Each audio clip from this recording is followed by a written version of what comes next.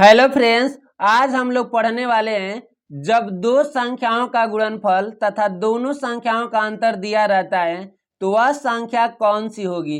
तो चलिए इस वीडियो में इस क्वेश्चन को अच्छे से एक्सप्लेन करेंगे ताकि आप सभी को अच्छे से समझ में आ जाए।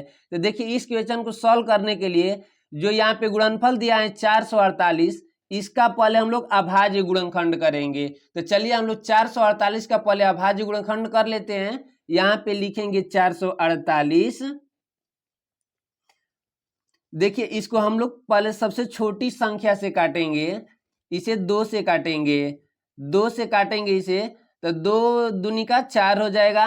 फिर इसी तरह से 2 दूनी का 4 हो जाएगा और 2 चौका 8 हो जाएगा, यानी 224 बार में 448 कट जाएगी। फिर इसे हम लोग 2 से काटेंगे, 2 एकम 2 हो जाएगा, फिर 2 एकम 2 हो जाएगा और 2 दूना का 4 हो जाएगा।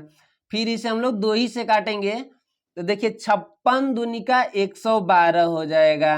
फिर इसे हम 2 से काटेंगे तो यहाँ पे 28 दूनी का 56 हो जाएगा। फिर इसे हम लोग 2 ही से काटेंगे तो 14 दूनी का 28 हो जाएगा। फिर इसे हम लोग 2 से काटेंगे तो 7 दूनी का 14।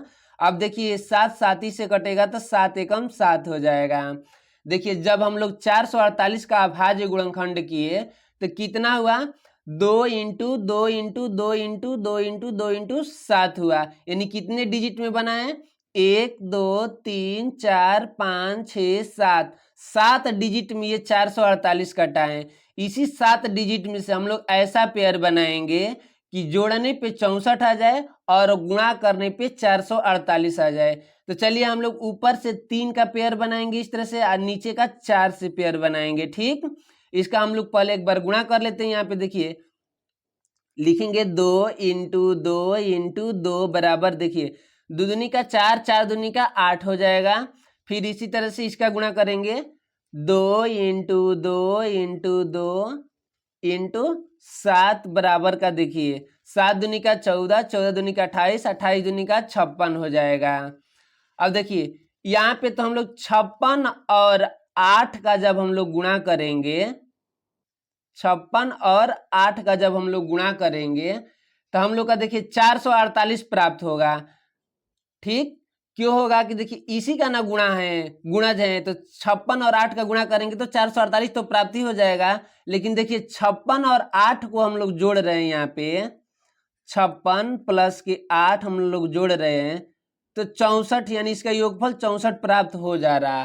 ठीक, तो हम लोग की वह संख्या कौन सी हुई, यहाँ पे लिखेंगे वह संख्या बराबर 56 और 8 होगी।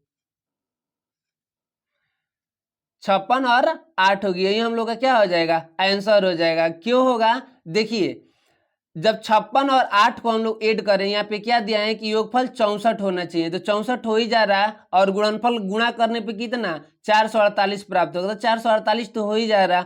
अगर हम लोग का इसमें पेयर नहीं बनता तो ऊपर से 4 ले लेते, उसके बाद से नीचे से 3 का पेयर बनाते, इसी में से ऊपर नीचे करके हम लोग पेयर बनाते हैं। ठीक, कि हम लोग का क्या हो, जो संख्या हम लोग को चाहिए वो संख्या हम लोग को प्राप्त हो जाए।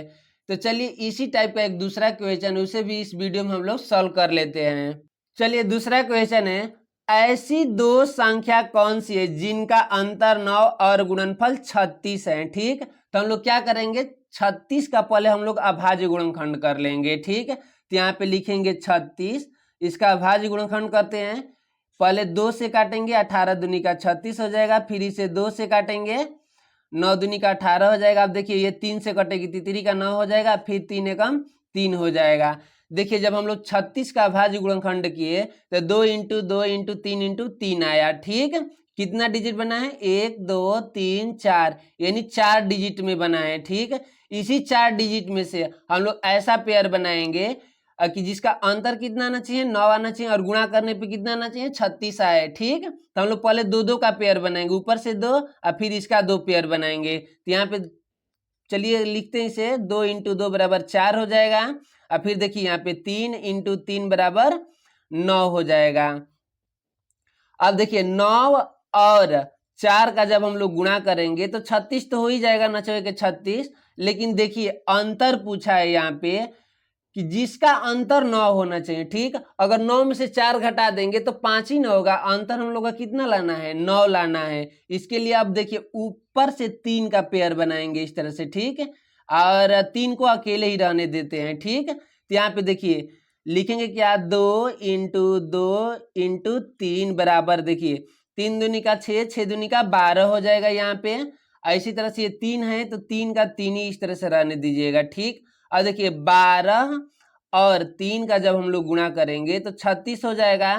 और यहाँ पे देखिए 12 और 3 का अंतर जब यहाँ हम लोग कर रहे हैं तो 12 में से 3 जाएगा 9 हो जाएगा। हम लोग का यहाँ पे क्या चाहिए, जिनका अंतर 9 हो। ठीक, 12 में से 3 घटा रहे हैं तो 9 हो जा रहा है, और गुणा करने पे कितना आ जा रहा है, 36 आ जा रहा है। तो हम लोग का वो पूछा है क्या, वह संख्या कौन सी है, तो वह संख्या हम लोग को क्या हो जाएगी, एक 12 हो जाएगी, या एक क्या हो जाएगी, 3 हो जाएगी। यहाँ पे लिख लेंगे क्या, वह संख्या बराबर 12 और 3 होगी।